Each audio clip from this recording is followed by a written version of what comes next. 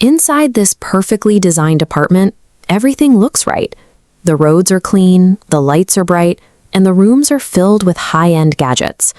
But inside the walls, there is a strange, heavy silence. Rajiv leaves for the office before his 10-year-old son, Arav, even wakes up. Neha prepares breakfast while her eyes remain fixed on a social media scroll.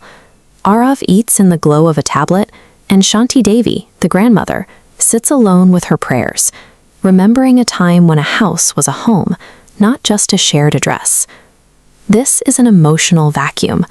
The family possesses every modern comfort and high-speed connectivity, yet they lack the one thing that sustains a relationship: shared time.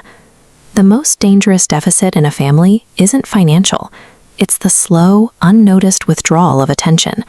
When we stop looking at each other, the foundation of the home begins to hollow out from the inside. This didn't happen overnight. Since Arav was a toddler, the screen acted as a surrogate parent. It silenced his tears, managed his boredom, and bought his parents a few minutes of peace. Over years, the phone stopped being a tool and became his primary companion. Then, a sudden blackout forced a change. With the Wi-Fi down and the devices dead, the family sat in the dark. Shanti Devi began telling stories of a boy who found his world in the people around him. For one night, the distractions vanished, replaced by real conversation and the sound of laughter. In that darkness, Rajiv and Neha caught a glimpse of what they had been missing. They realized that their bond wasn't gone, it was simply buried under the noise of their digital habits. But a single night of proximity is only a moment, not a cure. One evening without a screen cannot instantly bridge the distance created by years of drifting apart. The next morning, the power returned. As the routers blinked to life, the brief spike in family engagement crashed back to a flat baseline. Rajiv checked his emails, Neha returned to her notifications, and the silence returned. Real connection requires active emotional labor.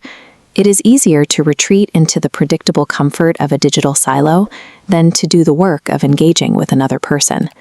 Without that effort, the family members continue to move in completely different directions. This isolation mirrors the experience of Rajiv's sister, Pooja. She sits in her husband's home, feeling like a stranger in her own life. She suppresses her identity to meet expectations she never agreed to, suffering in a marriage where she feels compared, judged, and ultimately unheard. While Arav hides in video games to avoid a world he doesn't understand, Pooja hides in silence to avoid a conflict she fears she can't win. Both are searching for a sense of belonging that their current environments refuse to provide. When we stop communicating, we build a digital wall. It is a barrier made of unvoiced expectations and screen time habits that slowly suffocates the intimacy in a room. The consequences for Arav became undeniable. His teacher called. He was always tired, detached, and unable to interact with other children. At school, where he couldn't hide behind a screen, he became a target for mockery because he didn't know how to navigate the real world. Arav tried to reach out. He asked his mother when she would be free, only to be told, later. He eventually stopped asking. He turned back to his tablet, using the blue light to numb the sting of being a low priority. The strain eventually became too much for a 10-year-old to carry. During a school assembly, the accumulated weight of his isolation caused him to physically collapse, his body finally reacting to a level of stress he couldn't verbalize. In the hospital, his parents searched for a medical cause. But when Arav opened his eyes, he gave them the truth. He told them he was simply exhausted from being alone. He didn't need medicine. He needed his parents to actually be with him. Providing every material luxury while withholding emotional presence creates a profound psychological strain.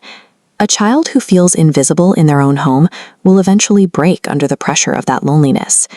Realizing the cost of their distraction, Rajiv and Neha began to change. Rajiv set boundaries with his office to ensure he was home for his son. Neha began silencing her phone to be present at the dinner table. They moved from feeling guilty to taking action. Active connection exists only where physical presence and emotional availability overlap. Without both, we just occupy space. This isn't permanent. Deadlines loom, and the urge to scroll remains. When external pressures pull the family apart, they must consciously choose to pull back to center. Healing a family isn't about a single realization. It is a daily discipline of choosing people over devices and presence over convenience. This internal change had an outward ripple. Arav found the confidence to participate in school again. He noticed another lonely boy and decided to bridge the gap, starting a real-world friendship built on shared time. Pooja also broke her silence. She spoke to her husband, Aman, sharing her pain without armor or anger. It wasn't an instant transformation, but by standing up for her own respect, she began building a marriage based on understanding rather than endurance. It is easy to live a life for show, checking off boxes of material success while people inside the home drift apart. The harder, more rewarding path is to build a real home. Life is not long enough to leave the people we love for later.